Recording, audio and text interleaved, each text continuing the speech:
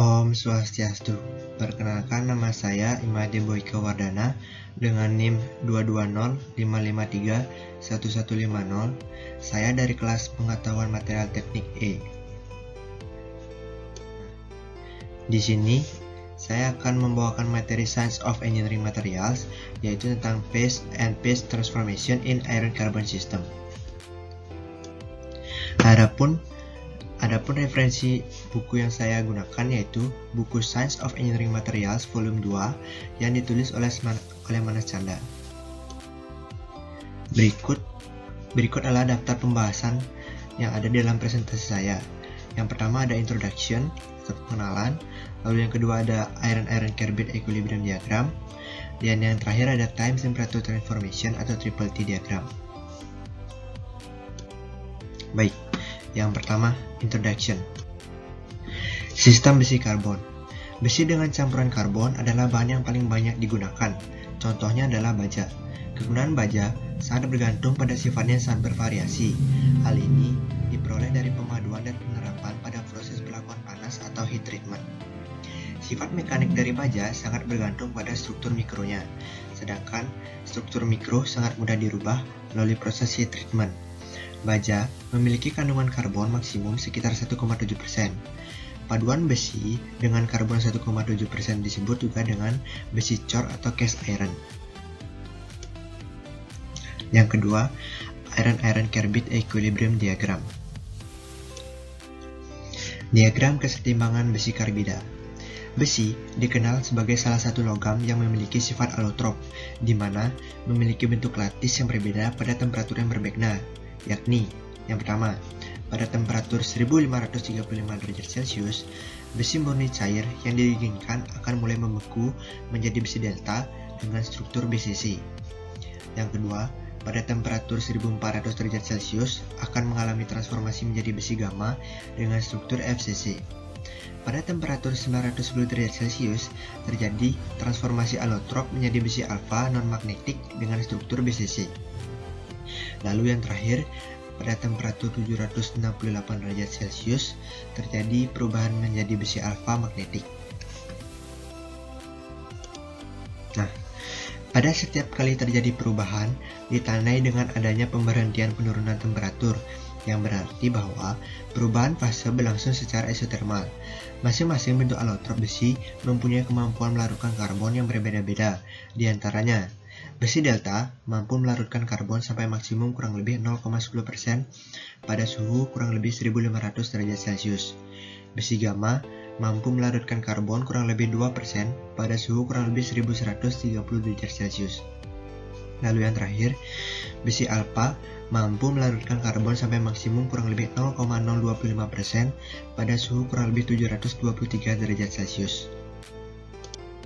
Oke, di sini ada contoh daripada diagram fasa itu sendiri, dan saya akan mencoba menjelaskan sedikit. Yang pertama, ada garis A0, garis yang ini, ya. Pada suhu 210 derajat Celcius adalah tempat terjadinya transformasi magnetik dari cemented. Lalu, garis ACM yang ini adalah garis upper critical temperature pada sisi hyper eutectoid yang menunjukkan jumlah maksimum karbon yang dapat larut dalam austenite. Lalu selanjutnya ada garis A1, garis yang ini. Nah, pada suhu 723 derajat Celcius adalah lower critical temperature pada eutectoid. Lalu garis A2 yang ini, Nah, pada suhu 1414 derajat Fahrenheit atau setara dengan 767 derajat Celcius adalah tempat terjadi transformasi magnetik pada ferrit. Lalu garis A3, nih garis A3 yang seperti ini. Nah, garis A3 merupakan garis upper critical temperature yang mana merupakan awal terjadinya perubahan allotrop dari gamma ke alfa pada pendinginan atau perubahan allotrop dari alfa ke gamma pada pemanasan. Selanjutnya ada garis A. Garis yang ini. Nah, garis A merupakan garis yang menunjukkan kandungan karbon dan transformasi baja hypoeutectoid. Lalu ada garis B, garis yang ini. Garis B merupakan garis yang menunjukkan kandungan karbon dari transformasi baja hypereutectoid. Lalu ada garis E, garis yang ini. Nah, garis E merupakan garis yang menunjukkan transformasi baja eutectoid. Selanjutnya, garis 1, 2, 3, dan 4 merupakan garis liquidus. Nah, selanjutnya, sedangkan 5, 6, 7, dan 8 merupakan garis solidus. Oke. Nah, kalau 0,08% pada bagian yang ini, 0,08% adalah batas kelarutan minimum karbon ferrit pada suhu kamar. Lalu di sini ada 2%. 2% ini, 2% itu adalah batas kelarutan besi delta pada suhu 1130 derajat Celcius. Oke. Selanjutnya, nah, di sini ada penjelasan tambahan. Yang pertama, cemented. Cemented adalah karbida besi Fe3C dan merupakan senyawa interstisial yang mengandung 6,67% karbon. Yang kedua ada austenit, adalah larutan pada karbon dalam besi gamma yang memiliki kekuatan tarik 1050 kg cm persegi dan kekerasan sebesar 40 HRC. Yang ketiga itu ada ledeburit, yang adalah suatu eutectic mixture dari austenit dan cemented yang mengandung 4,3% karbon dan terbentuk pada suhu 1130 derajat Celcius. Lalu yang keempat itu adalah larutan padat karbon dalam besi alfa yang hanya sebesar 0,008% pada suhu kamar dan memiliki kekerasan kurang dari 90 HRB. Yang terakhir ada perlit, adalah suatu eutectoid mixture dari cemented dan ferrit yang mengandung 0,8% karbon pada suhu 723 derajat Celcius. Selanjutnya di sini ada reaksi-reaksi dan titik-titik invariannya. Reaksi yang pertama atau I1 merupakan peritectic reaction at point number 6 di mana mengandung 0,18% karbon pada suhu 1495 derajat Celcius. Bisa dilihat pada gambar sebelah kanan yang I1 yang terjadi pada daerah angka 6 itu. Di mana liquid dengan 0,5% karbon dengan besi delta 0,08% karbon jika didinginkan atau dibekukan akan menghasilkan besi gamma dengan 0,18% karbon. Begitu sebaliknya, besi gamma yang mengandung 0,18% karbon jika dipanaskan itu akan menghasilkan besi delta dan liquid tadi. Lalu yang kedua atau I2 ada eutectic reaction at point number 3 di mana 4,3% karbon pada suhu 1148 derajat Celcius. Bisa dilihat pada gambar I2 di sebelah kanan terjadi pada sekitar pada area nomor 3. Nah, di mana liquid dengan kandungan 4,3% karbon itu jika didinginkan atau dibekukan akan menghasilkan besi gamma dan Fe3C yang mengandung 6,69% karbon. Begitupun sebaliknya, besi gamma yang mengandung 2,11% karbon dengan Fe3C yang mengandung 6,69% karbon jika dipanaskan akan menghasilkan liquid tadi. Ini juga perpaduan antara besi gamma dan Fe3C ini disebut dengan eutectic mixture atau bisa disebut dengan ledeburit. Lalu yang ketiga atau I3 itu disebut dengan eutectic reaction at point number 9 yang mengandung 0,77% karbon pada suhu 727 derajat Celcius. Itu bisa dilihat pada gambar nomor 3 I3 di sebelah kanan ini yang terjadi pada nomor 9. Nah, di mana besi gamma dengan kandungan 0,77% karbon jika dibekukan atau didinginkan akan menghasilkan besi alfa dengan kandungan 0,022% karbon dan juga Fe3C dengan 6,69% karbon. Begitupun sebaliknya, besi alfa dan Fe3C tadi yang dipanaskan akan menghasilkan besi gamma tadi dan perpaduan antara besi alfa dengan Fe3C ini disebut dengan eutectoid mixture atau perlit. Nah, selanjutnya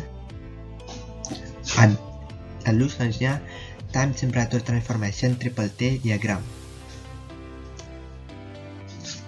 Diagram triple T atau Time Temperature Transformation adalah sebuah gambaran dari suhu atau temperatur terhadap waktu logaritma untuk baja paduan dengan komposisi tertentu.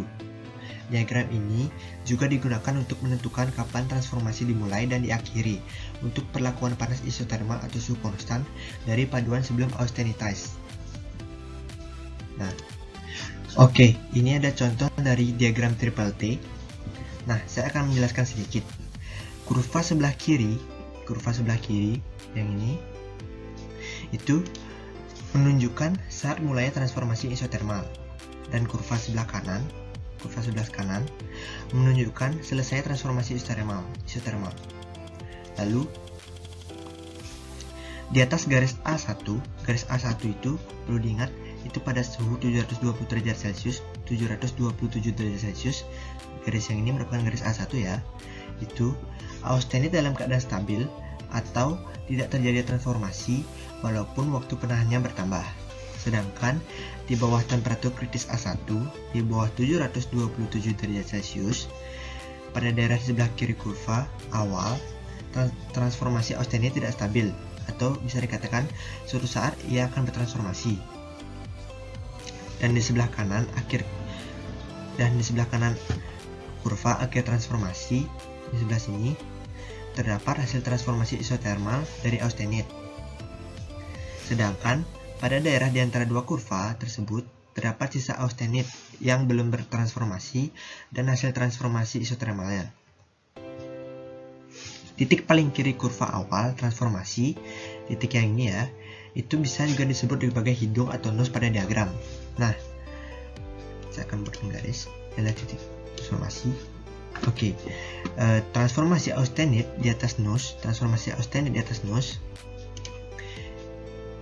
itu akan menghasilkan pellet, sedangkan di bawah nose akan menghasilkan bainit. Nah, tetapi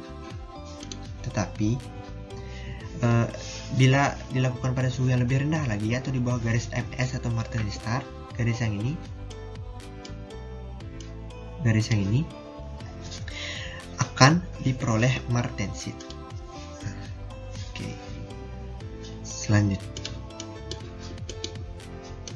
Selanjutnya ada penjelasan tambahan, di mana pada jalur yang ini, pada diagram ini terdapat 5 jalur. Nah, ini adalah jalur 1, di mana ini menggambarkan isotermal atau siklus anil. Nah, bahan di dalam ini didinginkan dengan cepat dari atas suhu eutektoik ke suhu di bagian atas diagram IT atau isothermal transformation, dan ditahan untuk periode waktu yang cukup lama agar austenit berubah sepenuhnya menjadi pellet. Transformasi akan dimulai ketika jalur pendinginan melintasi garis PS atau pellet start dan akan berlanjut sampai garis PF atau pellet finish dilintasi. Nah, produk transformasi berupa pellet kasar dengan struktur mikro yang seragam dan kekerasan rendah.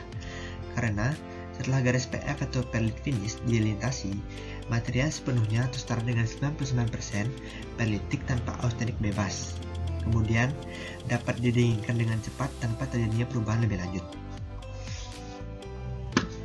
Lalu jalur kedua, jalur yang ini, di mana tahanan isotermal pada 600 derajat Celcius selama sekitar 10 detik mengubah austenit sepenuhnya setara dengan 99% menjadi pellet halus yang tidak diubah pada penahanan untuk waktu yang lebih lama. Struktur akhir daripada pendinginan sampai suhu kamar adalah pellet halus. Lalu pada jalur yang ketiga, jalur yang ini, di mana pada jalur 3 sekitar setengah dari austenit akan diubah menjadi bainit pada suhu 300 derajat Celcius. Dalam waktu sekitar 500 detik. Nah, pendinginan suhu kamar ini mengubah austenit yang tersisa menjadi martensit untuk menghasilkan struktur akhir bainit dan martensit. Lalu ada jalur 4, jalur yang ini. Dalam hal ini, spesimen didinginkan ke suhu M50. Suhu M50 antara suhu 100 sampai 200 derajat Celcius, di mana karena jalur pendinginan tidak melewati kurva PS atau pellet start atau BS atau bainit start, pada baja tetap berada dalam fase austenitik sampai garis MS atau martensit dilewati, di mana martensit mulai terbentuk secara atermal. Karena pada M50 hanya 50% austenit yang diubah menjadi martensit, struktur yang dihasilkan oleh jalur pendinginan 4 dapat diasumsikan setengah martensit dan setengah austenit. Lalu pada jalur 5, jalur yang terakhir. Nah, spesimen dalam hal ini langsung didinginkan ke suhu kamar, di mana martensit mulai terbentuk pada MS atau martensit start dan hampir selesai pada martensit F atau MF, martensit finish maksudnya, sehingga struktur akhir pada suhu kamar hampir seluruhnya martensit MF. Oke.